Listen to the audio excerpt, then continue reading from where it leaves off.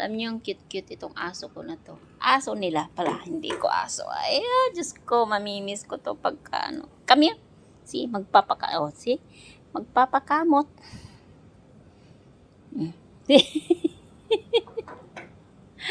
Magpapakamot si Zandy.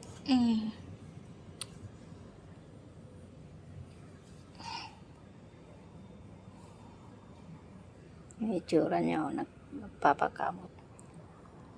Sabi ko, di ka dito ka humiga na. Gusto magpakamot.